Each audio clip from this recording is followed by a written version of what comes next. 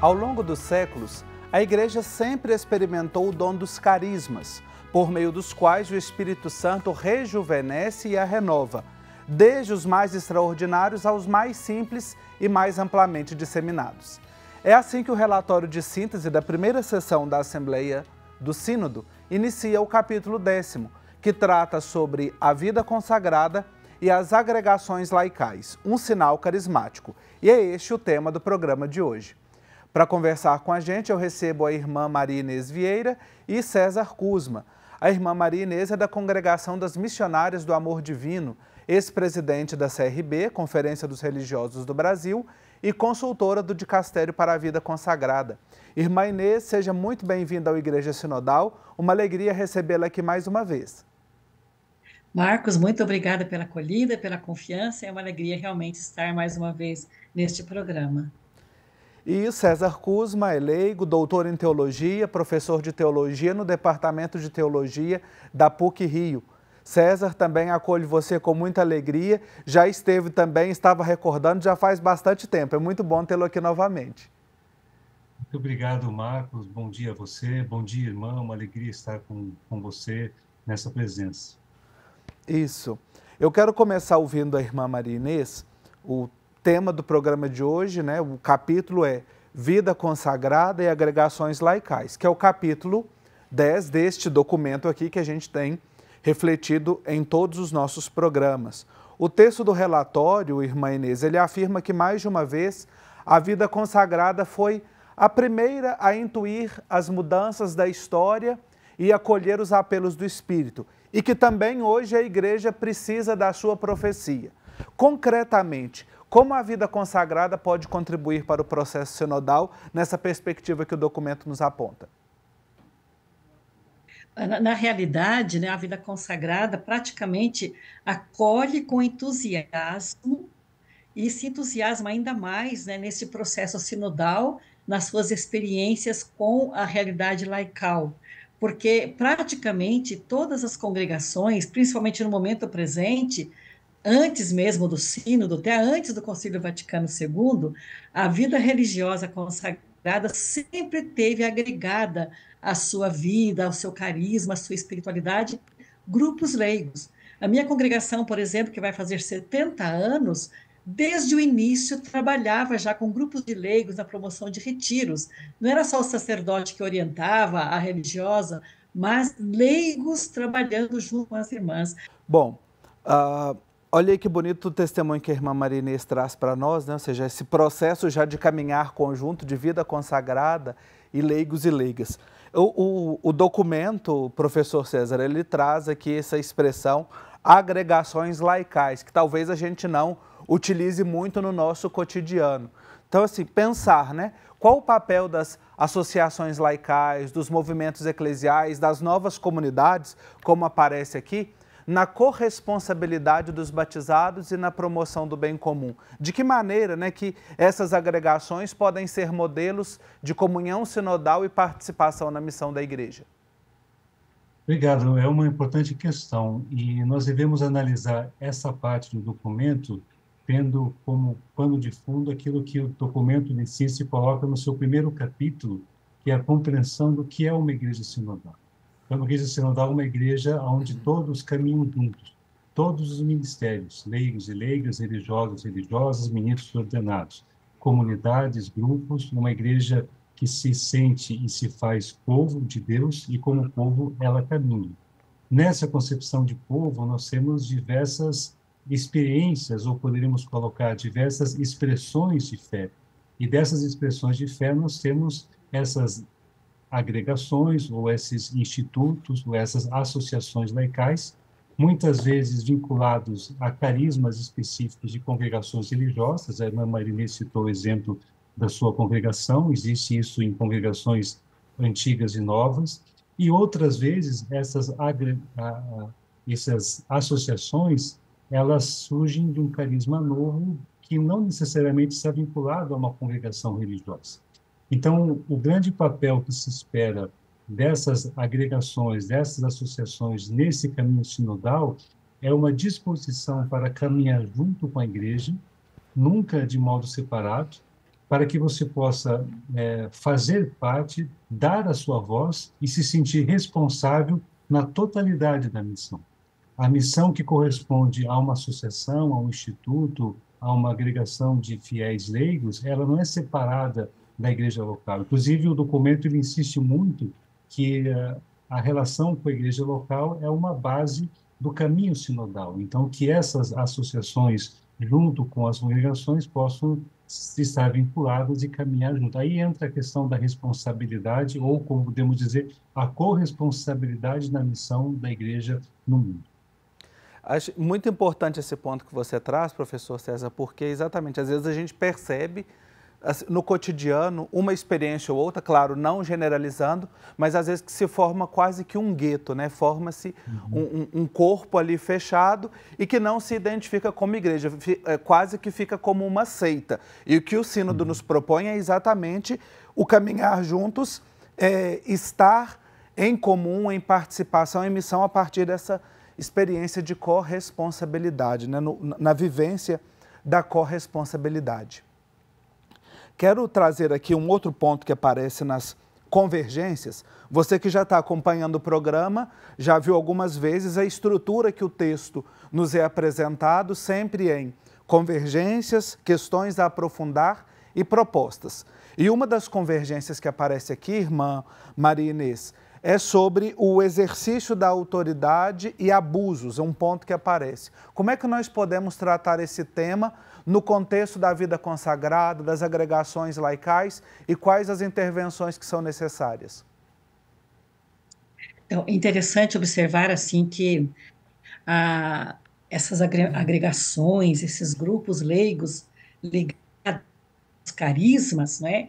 Se nós olharmos, cada instituto, cada carisma sempre surge como um dom do Espírito Santo a serviço da igreja.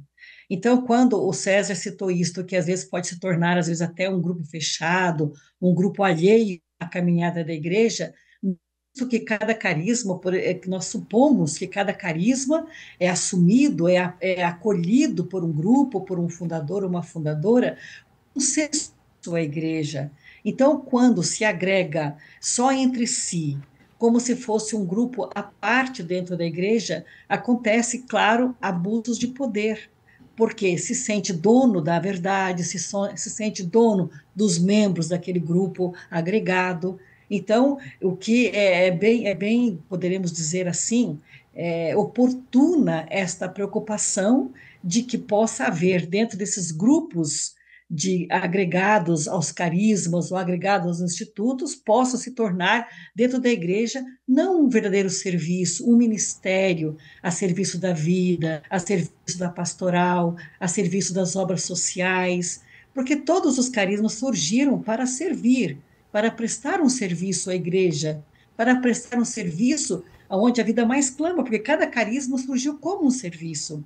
Por isso, é claro que se supõe a busca de escaparmos dessa questão de poder dentro dos nossos grupos. Então, acho que cada carisma, instituto, cada grupo, seja de nova comunidade, do instituto mais histórico, tomar cuidado nesse processo sinodal de buscar combater o abuso de autoridade dentro dos nossos próprios grupos. Irmã Inês, eu quero fazer uma pergunta para a senhora novamente, porque nós falamos aqui várias vezes, e talvez eu devesse ter começado com essa pergunta, que muitas pessoas, talvez não, que estão nos acompanhando, não sabem. O que a gente chama, quando a gente fala carisma, o que isso significa? É um dom, né, do Espírito Santo a uma pessoa ou a um grupo para servir a comunidade, né? É um dom do Espírito, é um despertar para uma necessidade, para um questionamento, para uma ansiedade, para uma situação premente, para uma dor, para uma situação. Então, o Espírito suscita dons especiais para que essa pessoa abrace esse dom do Espírito e se coloque a serviço. Então, isso é uma maneira muito simples de explicar. Talvez o César, com a sua capacidade teológica, ele possa dar até mais um sentido, mas na minha posição, assim, muito do Evangelho mesmo, é a capacidade é acolher um dom do Espírito, uma inspiração. Eu lembro quando a minha fundadora falou que ela estava no momento orante e que veio aquela inspiração, né? Colocar-se a serviço desta maneira. Então, é um dom do Espírito e que se torna, podemos dizer assim, um carisma, não é? E uma espiritualidade própria, uma maneira de servir. Então, justamente brotado deste dom do Espírito que é o carisma. E eu disse que já estava com uma pergunta preparada aqui para o professor César, que a gente entra aqui agora nas questões a aprofundar. E logo nesse primeiro ponto, César, aqui nos apresenta sobre dons hierárquicos e dons carismáticos na vida e na missão da igreja. Como é que a igreja pode aprofundar a compreensão dos dons hierárquicos e os dons carismáticos? Também nos ajude a entender o que é. E quais são as implicações pastorais concretas dessa compreensão? Bom, eu vou continuar a partir da onde a irmã estava falando, e ela fez uma resposta muito convincente, certa, correta, que os carismas nada mais são do que um dom do Espírito a nós, como fiéis, como igreja, para a questão do serviço.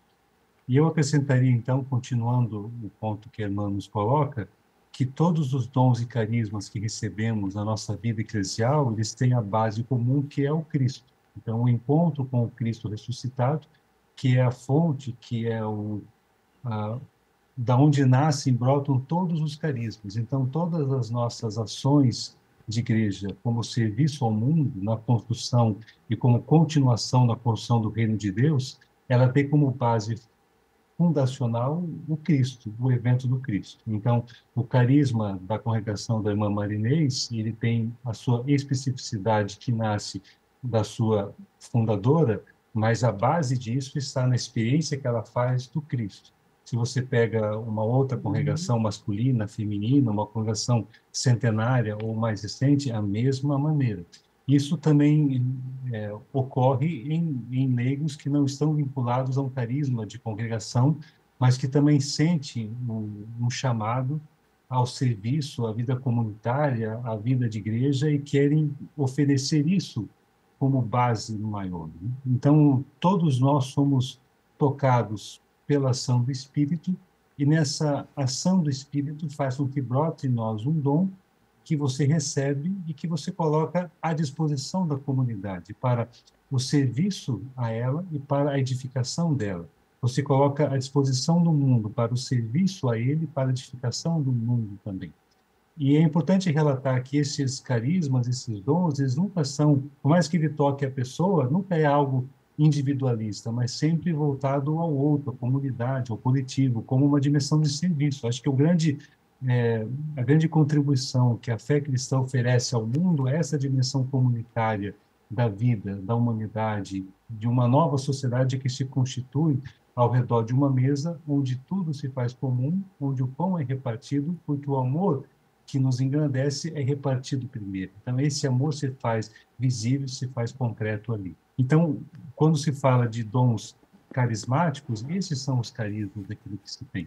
Agora, quando se coloca dons hierárquicos ou questões hierárquicas, isso não pode ser confundido com as estruturas organizacionais das nossas igrejas ou também das nossas instituições públicas, na qual existe sempre alguém acima que determina aquilo que as pessoas que estão abaixo devem cumprir ou devem fazer. Na igreja, a lógica é o contrário, e o Francisco sempre gosta de dizer que nós temos uma espécie de pirâmide invertida, na qual aqueles que têm um dom, eles devem servir aos demais. Então, não importa qual é o seu dom, ele vai estar sempre a serviço e à edificação. Então, aquilo que você tem, você vai colocar à disposição da comunidade. E aí a comunidade vai gerir como que você acolhe esse carisma para que você possa exercitar, trabalhar, construindo algo novo dentro dessa perspectiva.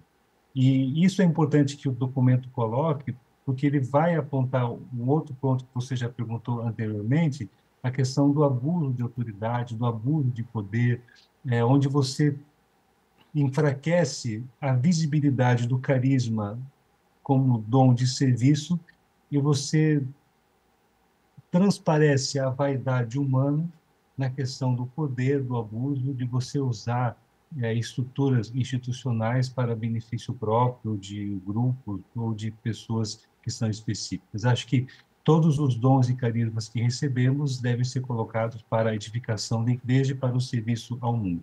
A base disso está na primeira carta de Coríntios, capítulo 11. Então, é quando fala dos dons e carismas. E a igreja recolhe isso e coloca isso de maneira bastante bonita e aberta para todos nós. Por isso que eu falei no início, que nós devemos olhar não apenas esse capítulo 10, né, que é a sequência da parte 2, todos esses tópicos de uma igreja de discípulos missionários, ela tem que ser observada naquilo que ela se entende como uma igreja sinodal. Então, o que é uma igreja?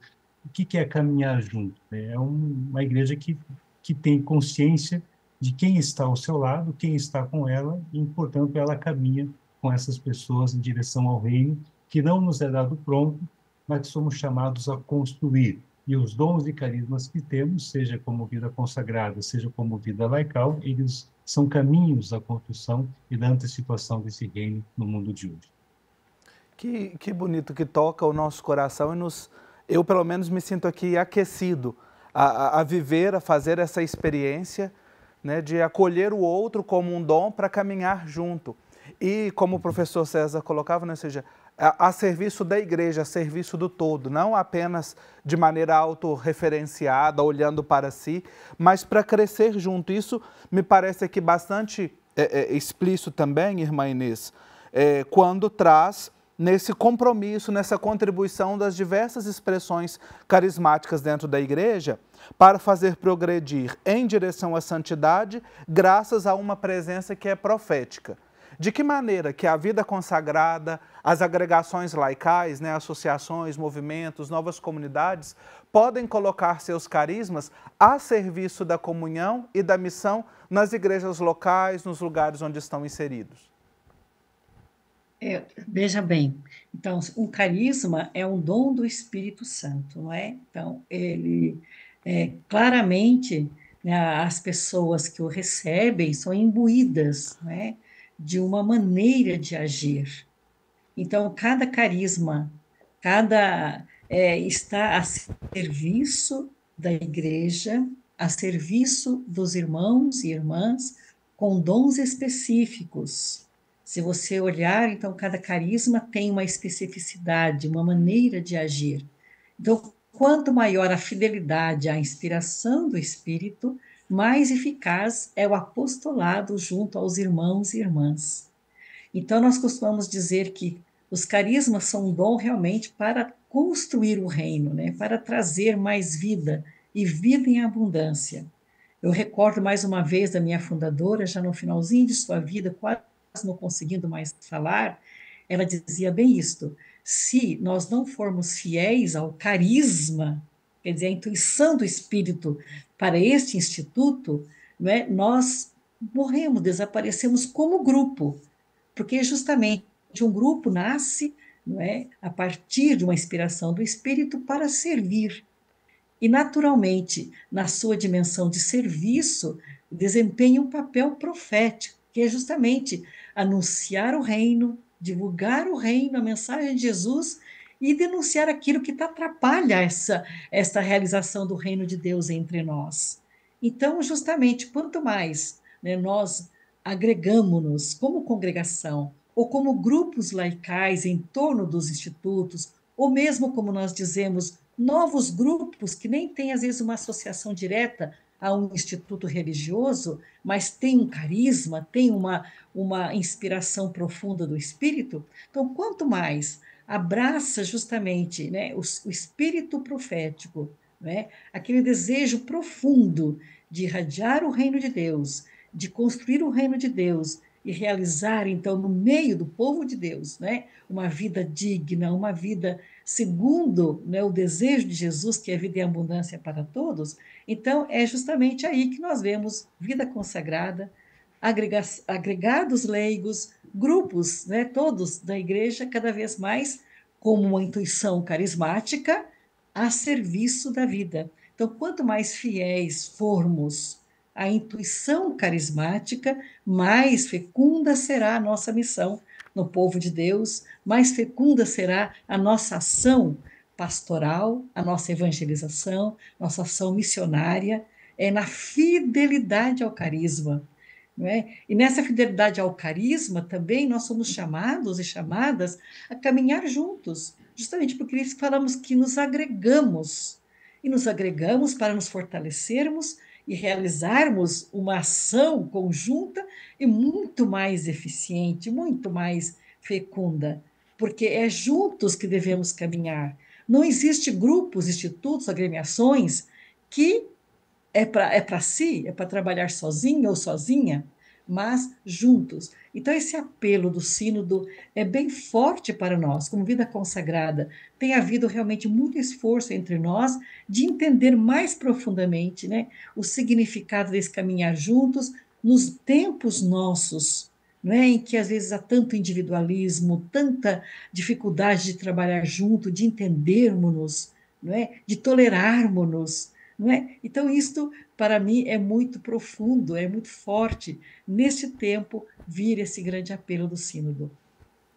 Acolhamos este dom do Espírito para a Igreja, para o nosso tempo, as respostas que o Espírito nos exige e, certamente, a vida consagrada, os movimentos, as associações, novas comunidades, todos são chamados a responder à luz, né, de maneira profética, abertos ao Espírito, para que este apostolado, como disse também a irmã Maria Inês, seja fecundo, né, no hoje da Igreja. Eu quero agradecer muito aqui a participação, a contribuição dos nossos convidados, né? O nosso programa já chegou ao fim e por isso quero agradecer irmã Maria Inês, ex-presidente da CRB, da Congregação das Irmãs Missionárias do Amor Divino, consultora do Dicastério para a Vida Consagrada. Obrigado pela sua contribuição aqui no programa de hoje. Muito obrigada também, Marcos, pela acolhida, né, pelo convite, e estamos aqui para servir a Igreja e a vida consagrada. Obrigado. O professor César Kuzma, leigo, doutor em teologia, professor do Departamento de Teologia da PUC-Rio, também agradeço muitíssimo a contribuição no nosso programa. Muito obrigado, Marcos. Uma alegria estar aqui novamente e oferecer uma palavra na construção dessa caminhada sinodal. Uma alegria rever aqui, mesmo que virtualmente, a irmã Maria Inês. Então, muito bom. Desejo boa sorte e que todos possamos aprender a caminhar sinodalmente. Eu acho que nós não sabemos ainda, temos que aprender a caminhar. E um programa como esse favorece esse encontro, favorece esse aprendizado. Parabéns, Marcos, e toda a equipe. Obrigado. É muita esperança.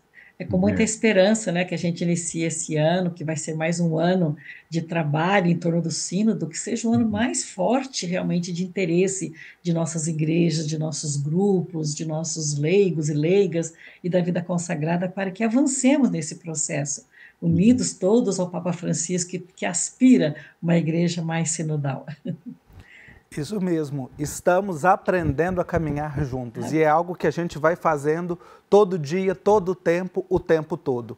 E você é chamado a fazer isso junto com a gente, não é só um ou de outro, é todos, como nos inspira o Papa Francisco. E para isso, você é convidado a seguir com a gente aqui no programa Igreja Sinodal. Te vejo na próxima semana.